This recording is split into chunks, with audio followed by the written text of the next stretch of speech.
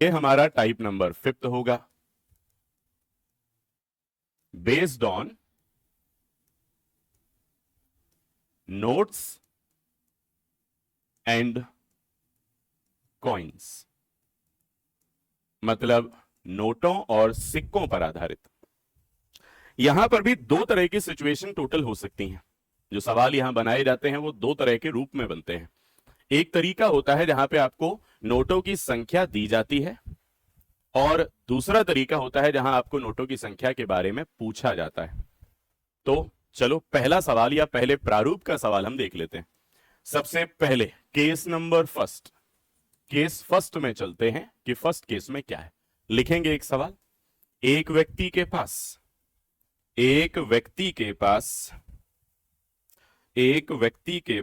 एक थैले में मतलब बैग में, एक व्यक्ति के पास एक थैले में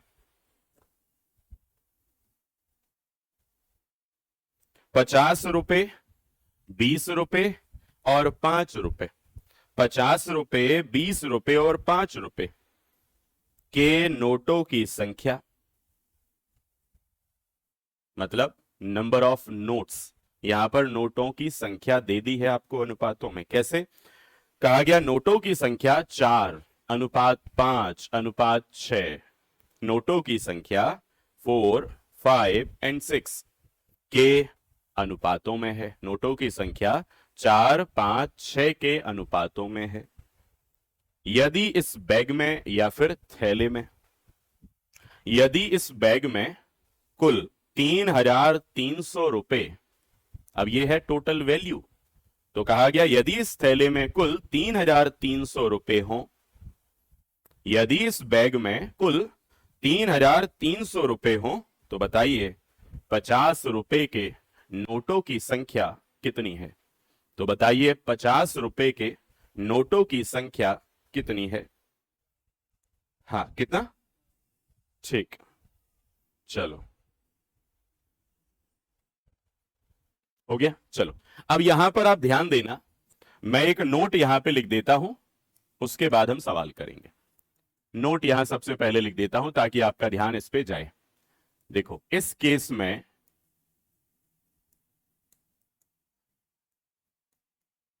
केस में कुल मूल्य या फिर टोटल वैल्यू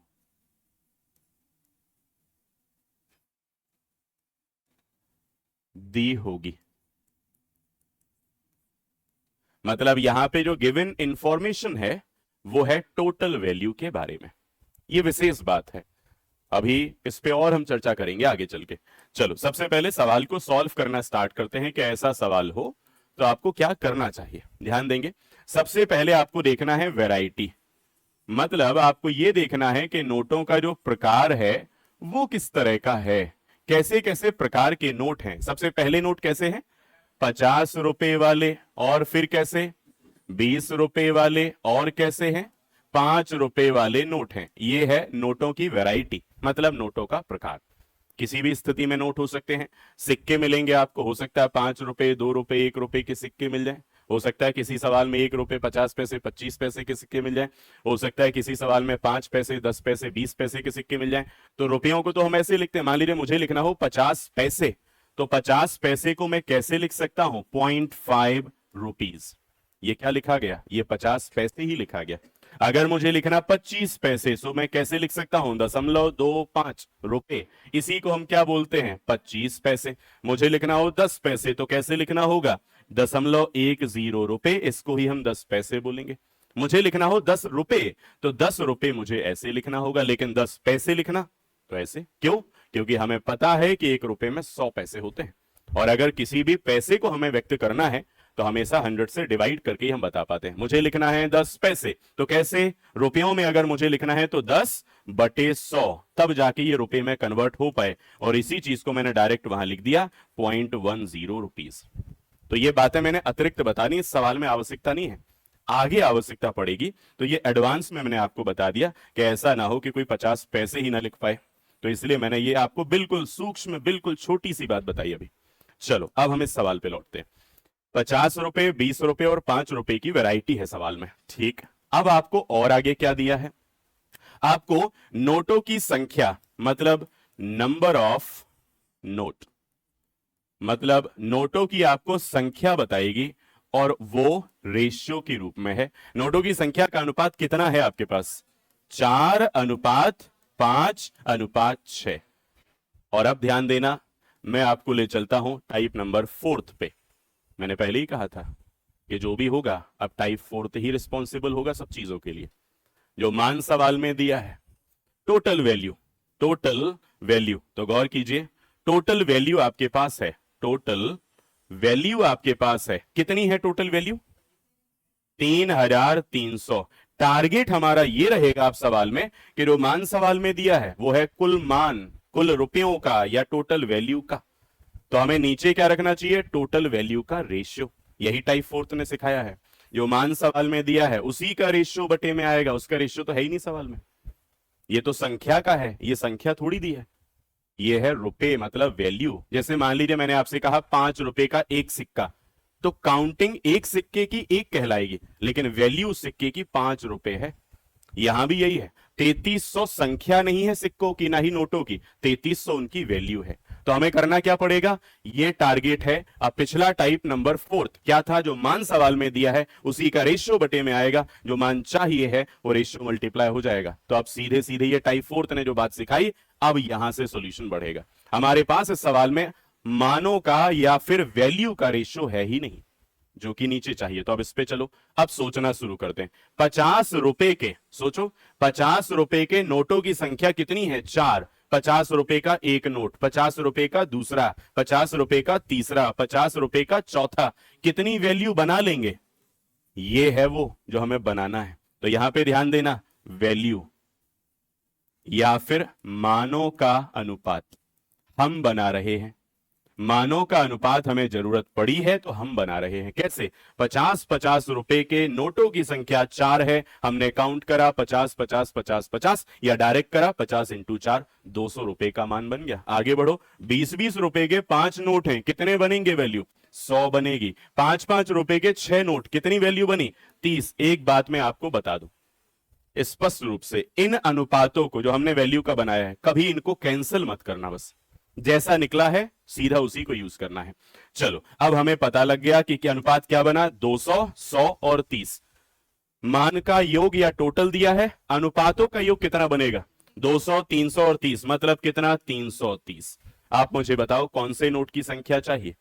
एक काम करते हैं, सबकी निकाल देते हैं, उसमें 50 वाली भी होगी। यहां से एक अनुपात का मान हमारा कितना निकला, 10। एक अनुपात का मान 10 निकला। यदि हमें चाहिए 50 रुपए के नोटों की संख्या, तो देखो क्या अनुपात दिया है, 4, तो आंसर आ जाएगा, यहां मैं लिख देता हूं 50 रुपए, मैं लिख देता हूं यहां पे 50 रुपए के नोटों की संख्या, नोटों की संख्या क्या निकली है, आपको 50 रुपए के नोटों की संख्या का अनुपात दिया 4 और एक अनुपात का मान 10 निकला। 4 × 10 कितना हुआ, 40 आपके सवाल का राइट आंसर था। आगे बढ़ते हैं। अब मैंने यदि पूछा होता 20 रुपए के नोटों की संख्या बताओ, तो 10 का गुणा किससे करते, 5 से, आंसर आता 50। अब मुझे यदि चाहिए होता 20 रुपए के नोटों की संख्या, तो फिर हम क्या करते, यहां पे 5 × 10 करते और ये कितना आता, ये आ जाता यहां पे 50। यदि मुझे चाहिए होता 5 रुपए के नोटों की संख्या, तो क्या करते, देखो क्या अनुपात दिया है उनकी संख्या का, 6। एक अनुपात का मान कितना, 10, तो 6 अनुपात का मान कितना हो जाएगा, 10 × 6 मतलब 60। कह देंगे 5 रुपए के नोटों की संख्या, 5 रुपए के नोटों की संख्या यहां पर आ जाएगी कितनी, 10 × 6 मतलब हो गई 60। ये एक उत्तर है, ये दूसरा उत्तर है, ये एक उत्तर है। आपसे पूछा केवल मैंने पहला था, वो आपका आंसर है। निकाल हमने तीनों लिए। एक बार फिर समझना कि आपको इस प्रकार के सवालों में शुरू कहां से करना था। सबसे पहले आपको वैरायटी या प्रकार मिलते हैं सवाल में, तो आपको 50 रुपए, 20 रुपए, 5 रुपए के नोटों की वैरायटी मिली और कितनी वो संख्या में है उसके रेशियो मिले। तो हमने देखा नोटों की संख्या का अनुपात मिला 4, 5, 6।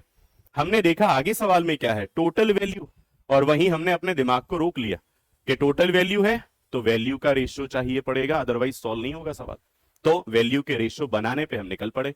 कैसे बनाए, 50 रुपए के नोट, कितनी संख्या है, 4, सीधा कितनी वैल्यू बना लेगा, इंटू करके 200। 20-20 रुपए के 5 नोट, क्या वैल्यू बनाएगा 100।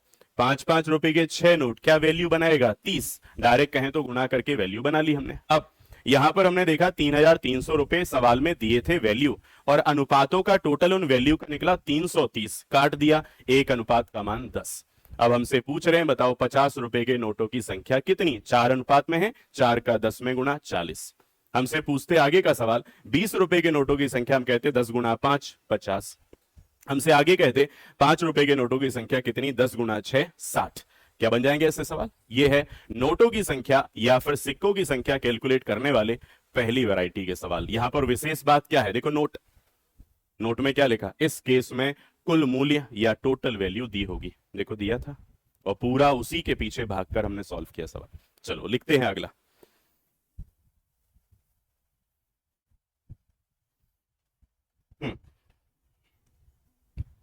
किसी व्यक्ति के पास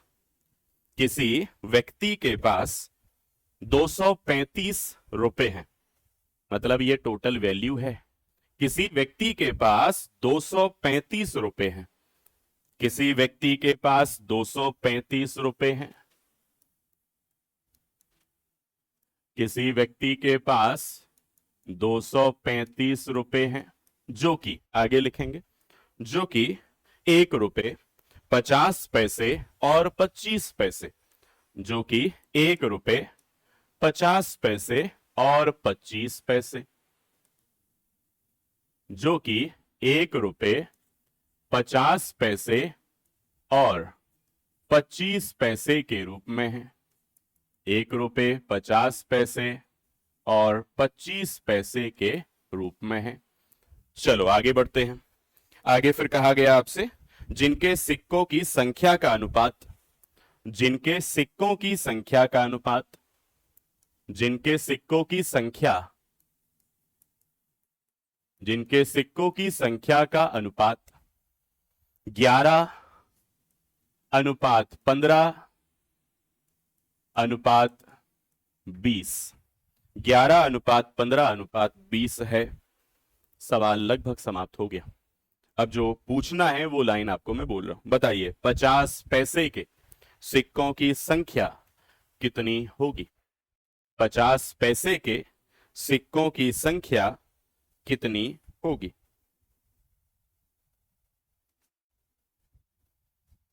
पचास पैसे के सिक्कों की संख्या कितनी होगी।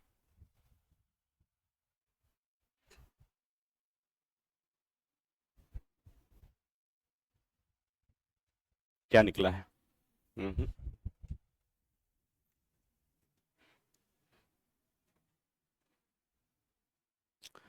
50 पैसे के सिक्कों की संख्या कितनी होगी।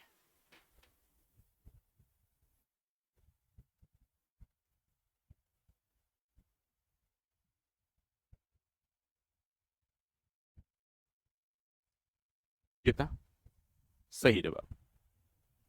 चलिए बस समय समाप्त होता है। आंसर आ चुका है 150। चलो वापस से ध्यान दें, जितना आपके पास सवाल है ये रहा वो। टोटल वैल्यू हमारे पास 235 है, मतलब टारगेट यहीं से फिक्स हो गया। पिछले टाइप ने मदद कर दी कि टोटल वैल्यू है तो अनुपात भी हमें वैल्यू के ही चाहिए। देखा सवाल है ही नहीं अनुपात वैल्यू के, खोज में निकल गए कि वैल्यू के अनुपात तो बनाने पड़ेंगे फिर हमें। और वैल्यू के अनुपात कैसे बनेंगे, वैरायटी 1 रुपए के नोट हैं, कितनी संख्या उनकी 11, तो कितनी वैल्यू बन जाएगी 11 एकम 11। 50 पैसे मतलब अठन्नी कितनी है 15 है। अब सोचो एक 50 पैसे एक और 50 पैसे तब जाके 1 रुपए बनता है। ऐसे 15 अठन्नी है, 7.5 रुपए बन जाएंगे। और आपको तो ट्रिक आती है 0.5 का गुणा करने की, सीधे 15 में 0.5 का गुणा तो जस्ट हाफ, 15 का आधा कितना 7.5। वैल्यू बन गई अनुपातों में इसकी। अब सोचो 25 पैसे उनकी संख्या 20 है, तो इसका मतलब 20 में 0.25 का गुणा, ये भी ट्रिक आपको आती है। आधा फिर और आधा, 20 का आधा 10 का आधा कितना 5। ये लीजिए ये बन गई इनकी वैल्यू, और यही चाहिए था। आगे बढ़ते हैं। जो मान प्रश्न में दिया है वो 235 है। हमें वैल्यू का अनुपात जो मिला वो टोटल करिए। मैंने पहले कहा काटा पीटी यहां नहीं करनी बस। तो 11 7 कितना 18 5 23, 23.5। हमें किसका मान बताना है, 50 पैसे, अब गौर करना, जो पूछा उसी के अनुपातों का गुणा करना पड़ेगा। 50 पैसे के मानों का नहीं पूछा है, 50 पैसे के संख्या का अनुपात कितना, 15, क्योंकि उसी की हमें चाहिए, जरूरत है, तो 15 का गुणा। ठीक, यहां डेसिमल हटा दें, 0 कट चुका है, आंसर कितना आया, 150। ये आपका सवाल फिर से बिल्कुल फोटोकॉपी हुआ है पिछले वाले का।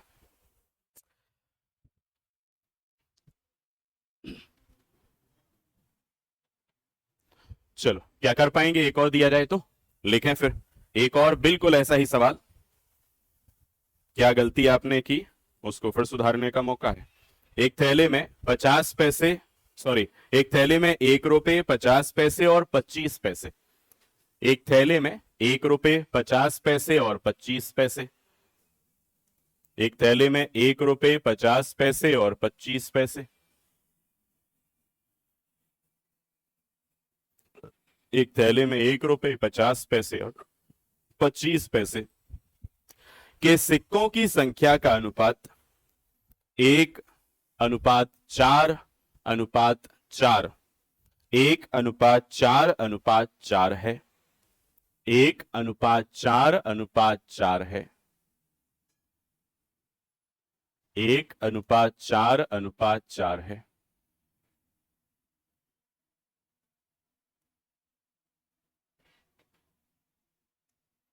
एक अनुपात 4:4 है। चलो और आगे बढ़ेंगे।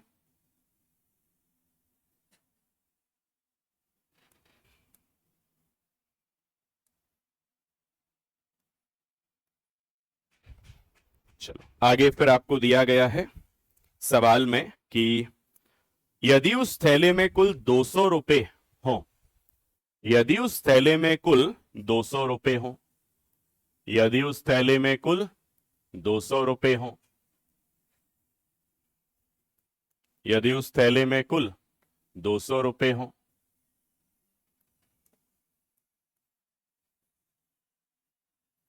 यदि उस थैले में कुल 200 रुपए हो, तो बताइए 25 पैसे के सिक्कों की संख्या कितनी। सही जवाब, 25 पैसे के सिक्कों की संख्या कितनी। तो यहां हमें यह पता लगा कि हमारे पास वैरायटी है, हमारे पास उनकी संख्या है। वैल्यू अगर है तो वैल्यू के रेशियो बनाने पड़ेंगे, और वैल्यू मतलब उनके मानों का अनुपात हमने बनाया, या फिर इसी को मूल्यों का अनुपात भी कहते हैं। 1 और 1 का गुणा, यहां हो गया आधा तो 2, यहां आधा फिर आधा तो हो गया 1। बस टोटल दिया है 200, ये टोटल हो गया नीचे 4, हमें चाहिए 25 पैसे, तो 4 का गुणा, कैंसिल, सीधा आंसर आ गया है 200। कैसे बन जाएंगे। अब चलते हैं केस सेकंड पे। तो ये था आपका पहला केस जिसमें आपको वैल्यू दी जाती है, उसके हिसाब से सवाल पूछते हैं। अब आपको वैल्यू नहीं मिलेगी, अब आपको वैल्यू का रेशियो मिलेगा, और जो संख्या का अनुपात दे रहे थे अब आपको संख्या सवाल में मिलेगी। उल्टा हो जाएगा सवाल, जैसा अभी था उसका जस्ट अपोजिट। तो लिखेंगे case number second, case number second, case number second लिखें। एक व्यक्ति के पास एक थैले में, एक व्यक्ति के पास एक थैले में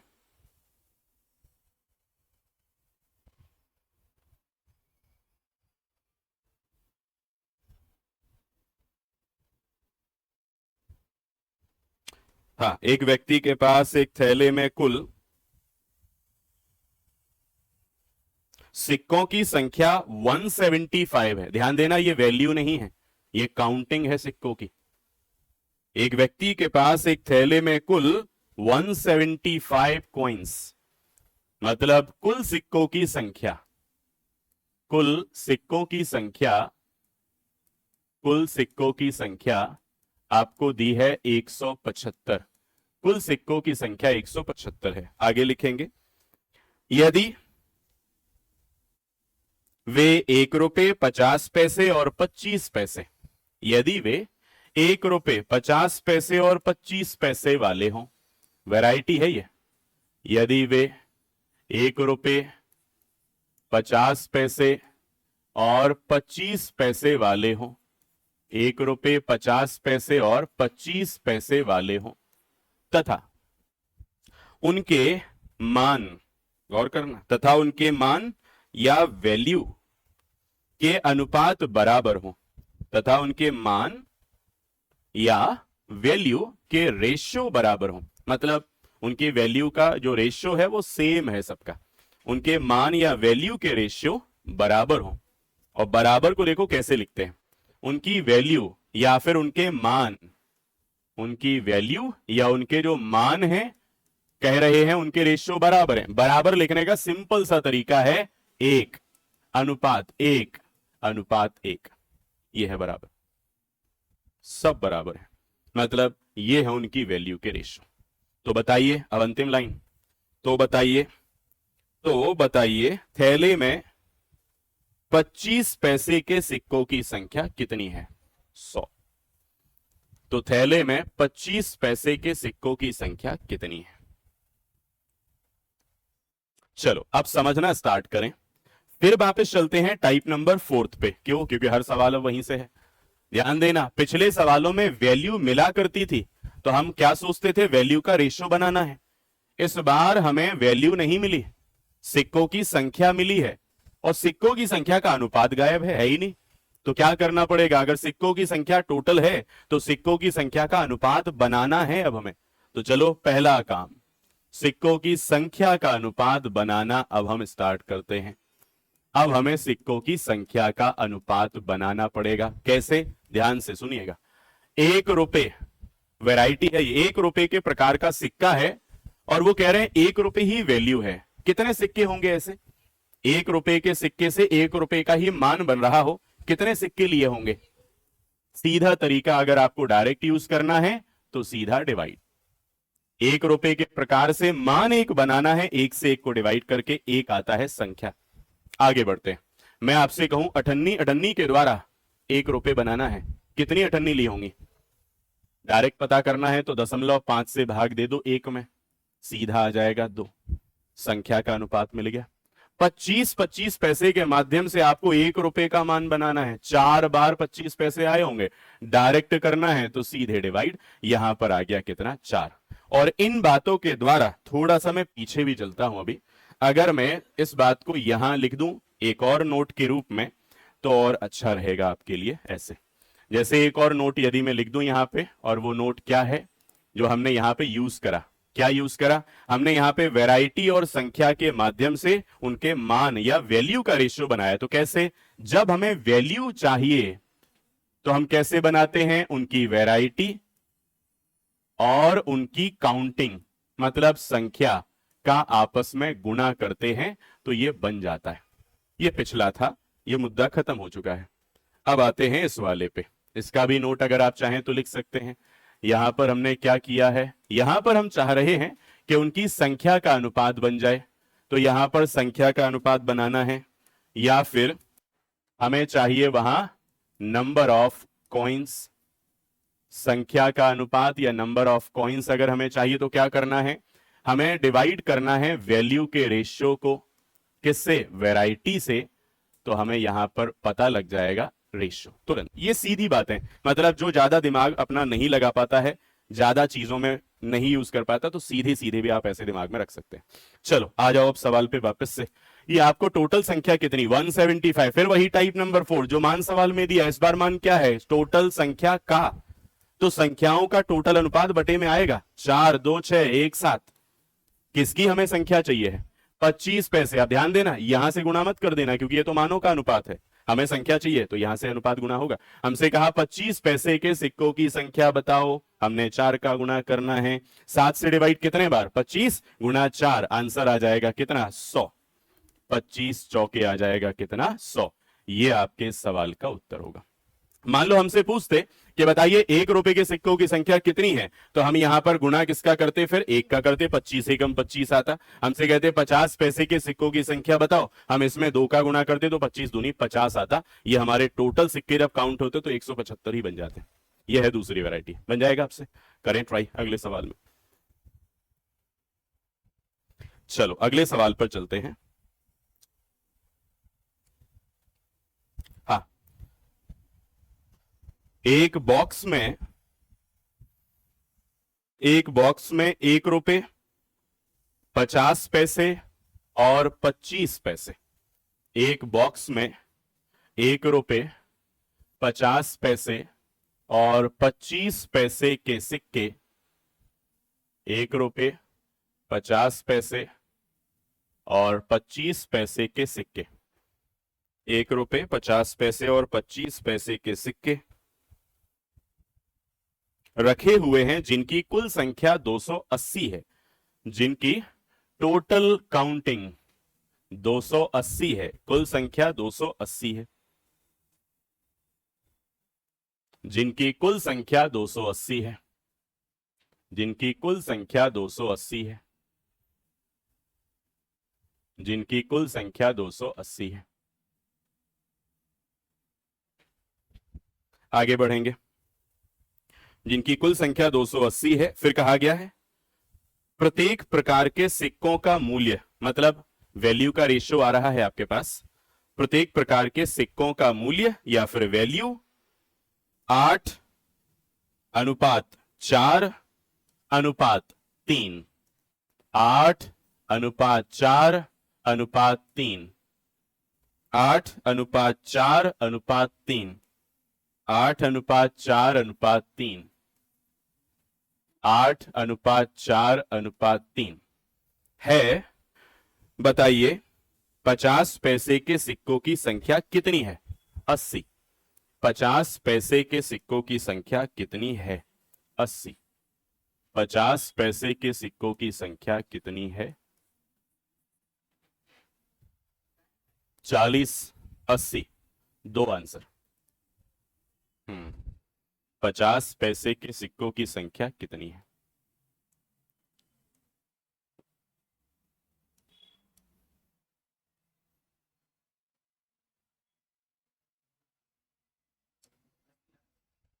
हाँ, 80 आ रहा है, 80 आ सकता है।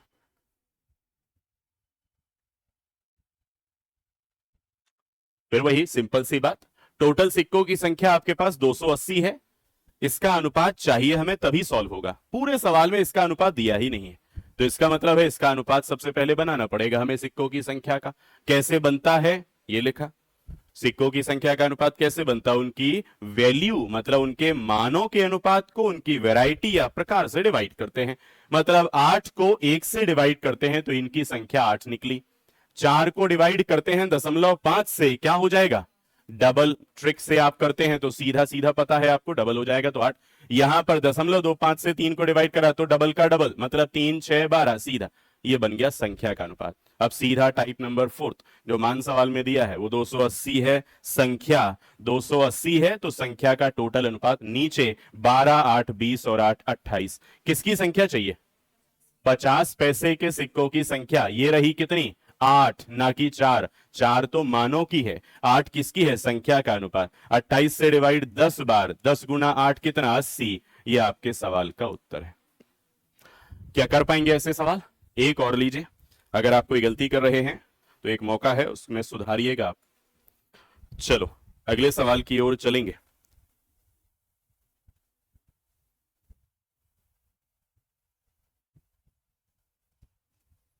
हाँ, एक थैले में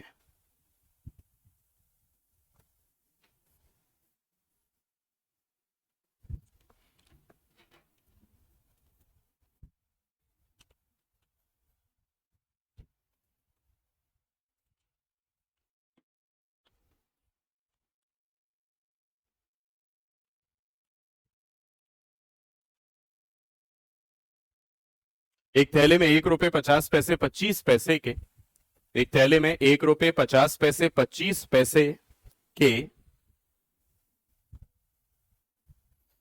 ₹1.50 25 पैसे के 378 378 सिक्के हैं, 378 सिक्के हैं, 378 सिक्के हैं।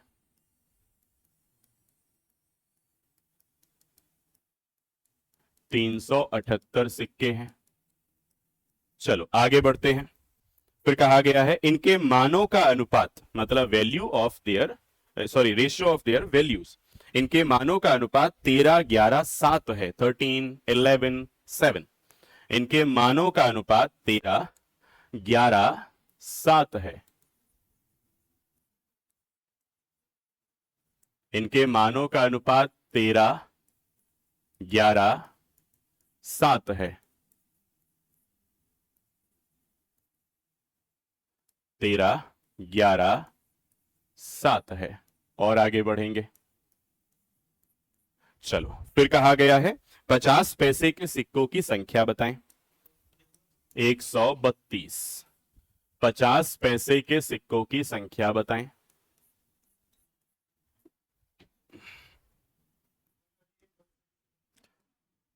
है कितना वो संख्या? नहीं नहीं, ये तो असंभव है। धरती पलट जाए तब भी नहीं होगा ऐसा। कितना? 100। हाँ, ये हो सकता है, क्योंकि वैल्यू थोड़ी पूछी है आपसे, तो संख्या पूछी है, और संख्या तो नॉर्मल ही होगी। मैं आपसे कहूं बताओ कितने आदमी हैं, अब आप कहो दशमलव में है आदमी, तो जमेगा नहीं ना आंसर। चलो, ये आपका सवाल फिर वही फोटोकॉपी पिछले सवालों की है। क्या करते हैं हम, वैरायटी हमारे पास होती है, वैल्यू के रेशियो हमारे पास होते हैं, उनकी संख्या या उनकी काउंटिंग या उनके नंबर ऑफ कॉइन्स का रेशियो हम बनाते हैं। कैसे? वैरायटी से वैल्यू को डिवाइड करके, मतलब उनके प्रकारों से उनके मानों के अनुपात को डिवाइड करके आता है ये आया संख्या का अनुपात। बिल्कुल हमने वही करना है। 1 से 13 को डिवाइड करा, क्या निकला? 13। 0.5 से 11 को डिवाइड करा तो डबल, कितना? 22 हो गया। और 0.25 से 7 को डिवाइड करा, सीधी डिवीजन की ट्रिक है, 7 का डबल 14 का डबल। अब उम्मीद है कि आप भूले नहीं होंगे ट्रिक, इसलिए सीखिए। टोटल संख्या सिक्कों की 378 है। सिक्कों की संख्या का टोटल अनुपात 28, 22 और 13 है, टोटल 63। चलिए अब हमें बताना है 50 पैसे के सिक्कों की संख्या, तो अनुपात कितना? 22, इसका गुना 63 से कितने बार? 22 गुना 6, 132। आंसर आपका बिल्कुल सही है। क्या बन जाएंगे ऐसे सवाल? चलो, तो ये हैं सिक्कों और नोटों के आधार पे बनने वाले सवाल। ठीक, चलो अब चलते हैं अगले टाइप की ओर। टाइप नंबर 6, छठवा। टाइप नंबर 6 मतलब छठवा टाइप। बेस्ड ऑन मिक्सचर, मिश्रण पर आधारित। बेस्ड ऑन मिक्सचर, या हिंदी में कहें तो मिश्रण पर आधारित। Type number 6, type number 6 based on mixture.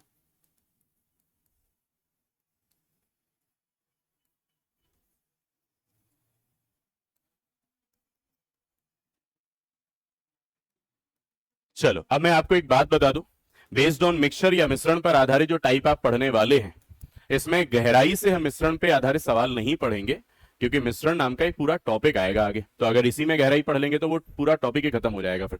तो इसलिए इस वाले टाइप में मिश्रण को केवल शुरुआती सवाल, जो बेसिक उसको छूते हुए सवाल बनेंगे, केवल उनको देखेंगे।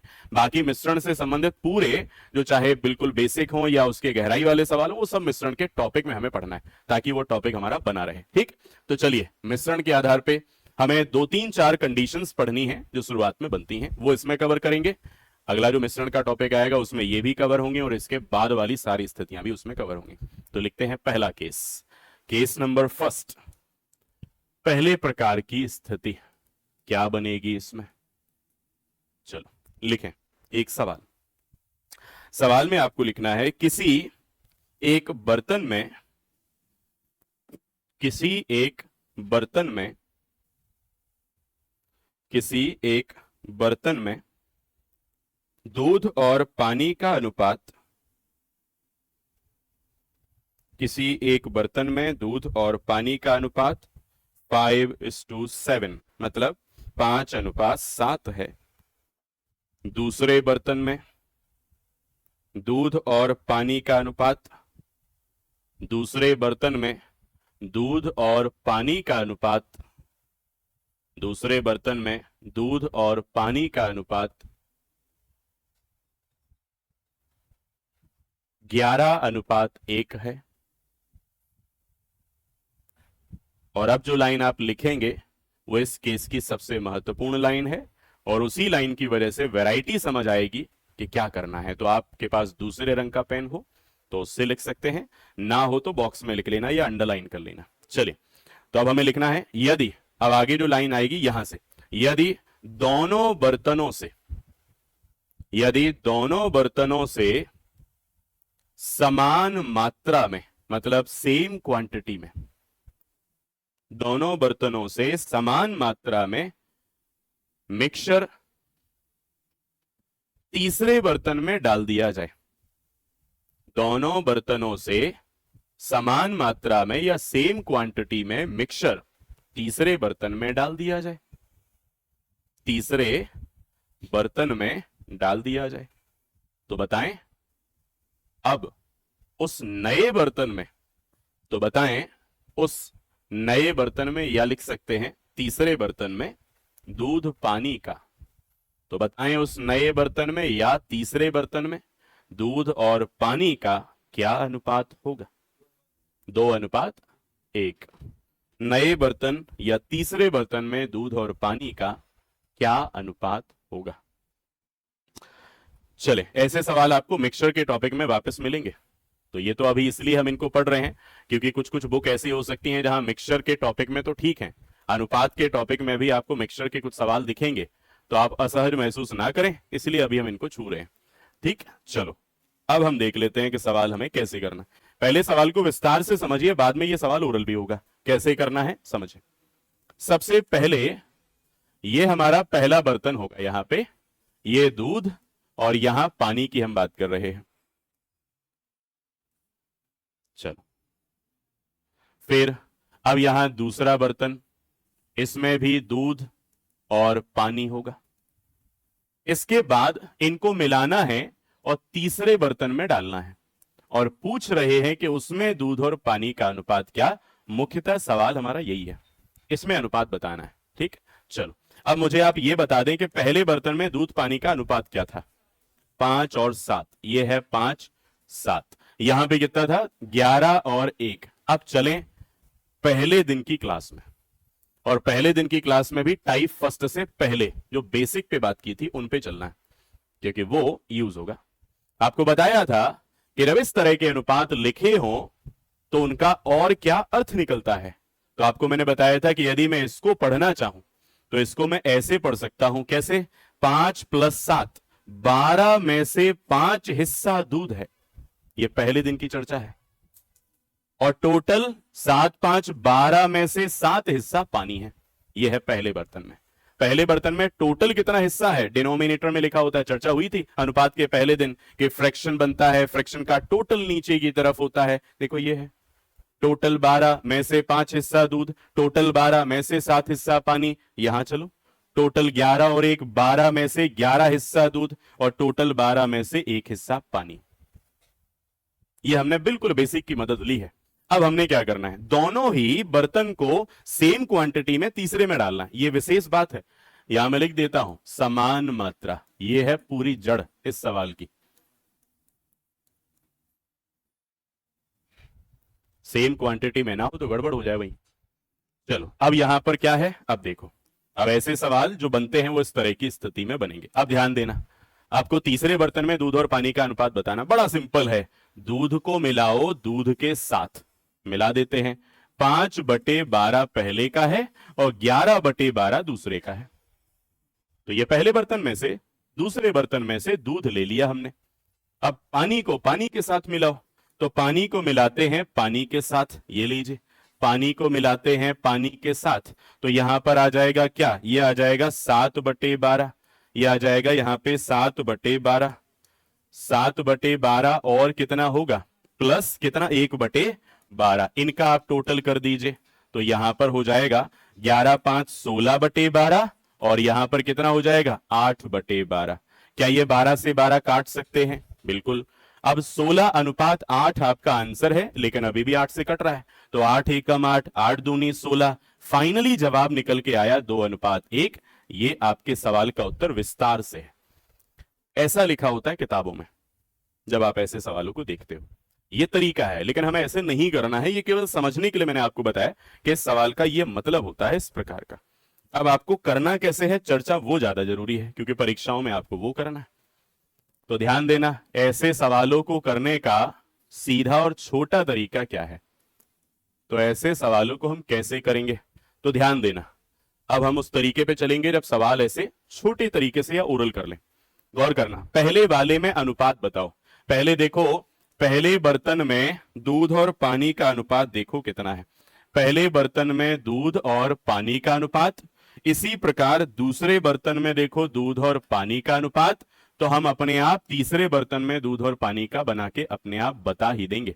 चलो, पहले बर्तन में दूध और पानी का अनुपात कितना है? 7:5, 7:5, 5:7। चलो 5:7 ले लेते, ये है 5:7। दूसरे वाले में 11:1। अब यहां विशेष बात कि जब आप इस सवाल को ट्रिक से सॉल्व करते हैं तो एक शर्त होनी जरूरी है पूरी, और वो ये है कि अनुपातों का टोटल सेम बनना चाहिए।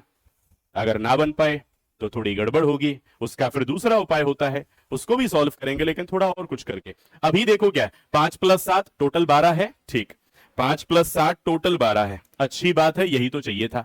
11 + 1 12 है क्या? ये विशेष बात है कि अनुपातों का टोटल पहले बर्तन का जो है दूसरे बर्तन का भी वही है। अब सीधा जोड़ दीजिए, क्या बना? 11×5 16, 7 + 1 8, काट दीजिए, क्या 2 और 1 का अनुपात बना? सवाल सॉल्व।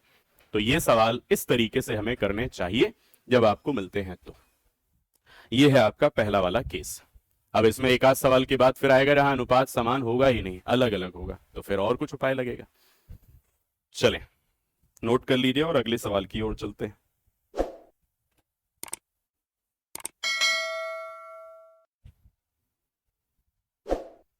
चलो,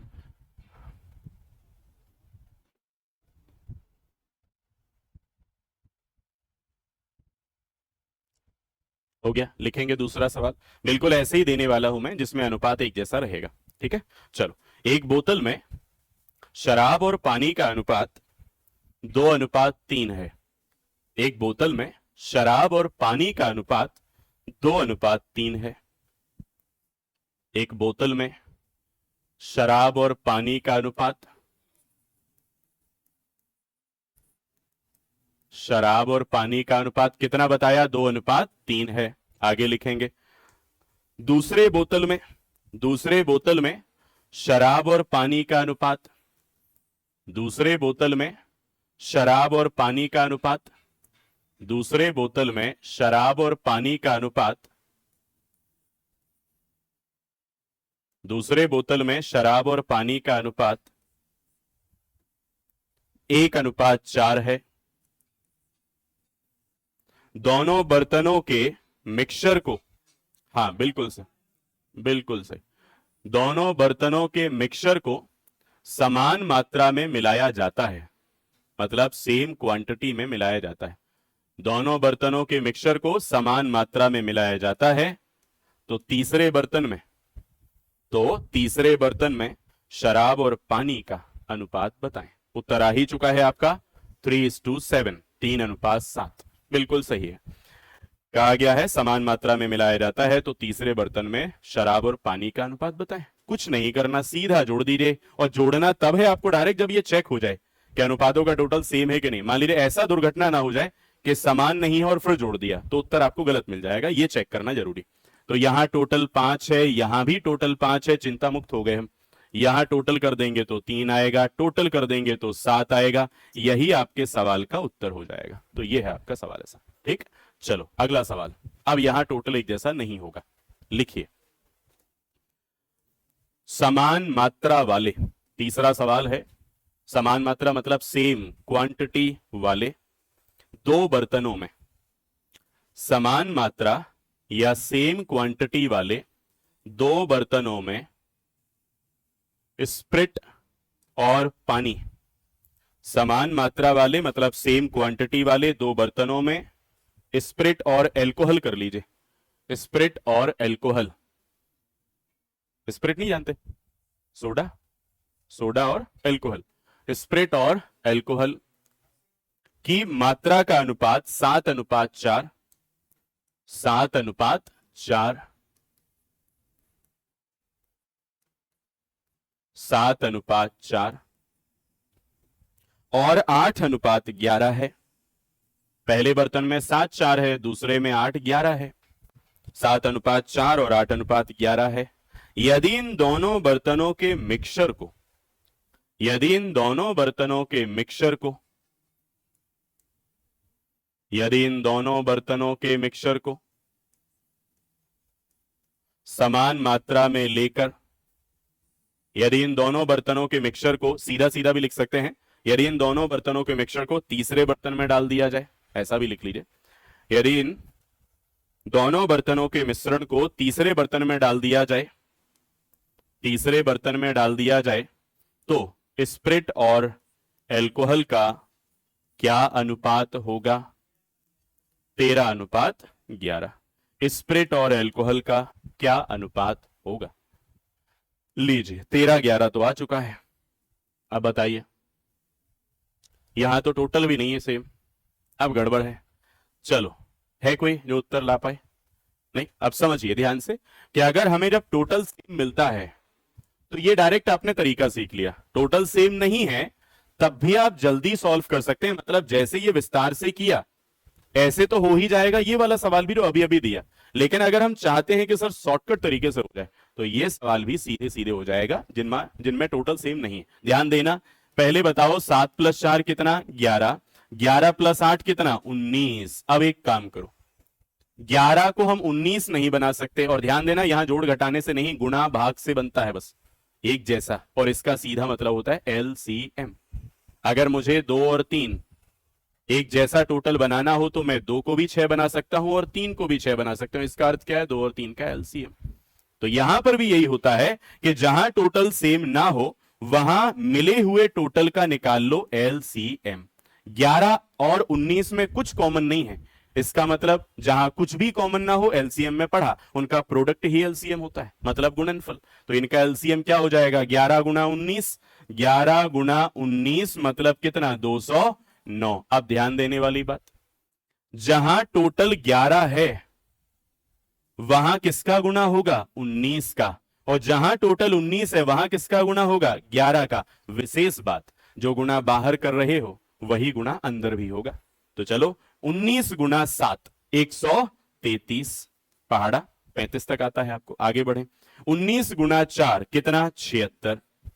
आगे बढ़ते हैं, अब यहां पर 11 × 8 88, 11 × 11 121। अब देख लो एक जैसा टोटल होगा, और एक जैसा टोटल है तो आप जोड़ सकते हैं, जोड़ लीजिए। 8 3 11 मतलब 1, 8 3 11 1 12 मतलब 1, 1 और 1 कितना? 2। यहां जोड़ लीजिए, 6 और 1 7, 7 2 9 1। आंसर आ चुका है 121:197। ये आपको इसमें करना होता है ऐसे सवालों में, जहां टोटल एक जैसा ना हो वहां टोटल एक जैसा बनाते हैं, और वो भी उन आए हुए टोटल के एलसीएम से। बड़ी सिंपल सी बातचीत है रश्मि, जो हमने यहां गुणा बाहर किया वही गुणा अंदर हो जाता है। तो यहां 19 का गुणा बाहर, तो अंदर भी 19 का गुणा। 7 में ये आया, 19 का 4 में ये आया, नीचे किसका? 11 का गुणा हो रहा है, तो अंदर करो। 11 का 8 में 88, 11 का 11 में 121। अब क्योंकि टोटल एक जैसे हो गए, चिंता मुक्त हो गए, जोड़ सकते हैं। ये 221 है, ये 197 है। आपके सवाल का उत्तर आ चुका है। ये अनुपात तीसरे बर्तन में बनेगा। कर पाएंगे? एक और लिख लें फिर, ये इस केस का अंतिम है, फिर केस बदल जाएगा। लिखेंगे A B C, A B C 3, A B C 3 समान मात्रा वाले, ए बी सी 3 समान मात्रा वाले बोतलों में दूध और पानी का अनुपात, समान मात्रा मतलब सेम क्वांटिटी वाले बोतलों में दूध और पानी का अनुपात, दूध और पानी का अनुपात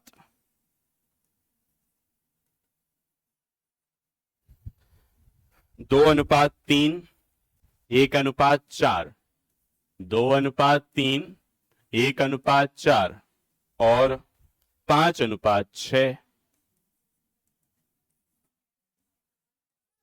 5:6 है।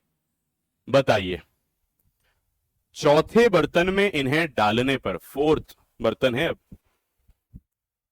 चौथे बर्तन में इन्हें डालने पर,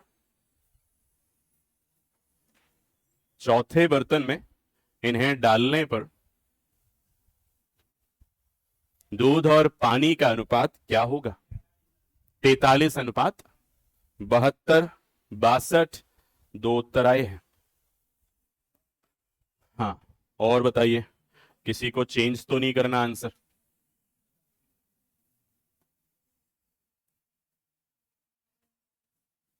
18:58:100, ये सही जवाब है। बढ़ गए दीवाल में, कैसे आंखें बंद कर ली क्या? देखो कितना आया? 58:107। चलिए अब कैसे करना है, बिल्कुल पिछले सवाल की तरह ही आपको करना है। यहां पर आप देखें टोटल कितना बन रहा है, क्या 5 बन रहा है? यहां पे भी कितना बनेगा? 5, और इसमें क्या बन रहा है? 11। अब आप यदि बिना किसी परेशानी के इनका ले चुके हो एलसीएम, तो आपको पता लगा ये 55 आया। अर्थ क्या निकला इसका कि 5 में किसका मल्टीप्लाई होना है? 11 में। यहां पर भी 11, यहां पर 5, जो बाहर मल्टीप्लाई वही अंदर मल्टीप्लाई। 11 में 2 का कीजिए, क्या आ जाएगा? 22, तो यहां 22 लिखें। 11 में 3 का कीजिए, 33। 11 में 1 का कीजिए, 11। 11 में 4 का करें, 44। 5 का 5 में करें, 25। 5 का 6 में करें, 30। यहां पे 5 2 7 1 8, 2 2 4 1 5, 4 3 7, 4 3 7 3 10। आंसर है आपके सामने। इस प्रकार आपको सॉल्व करना है। कर पाएंगे क्या? तो ये है आपका टाइप नंबर कौन सा वाला है? ये छठवा टाइप और पहला केस। कल हम स्टार्ट करेंगे इस टाइप का केस नंबर 2। ठीक है, आज के लिए इतना ही है। धन्यवाद।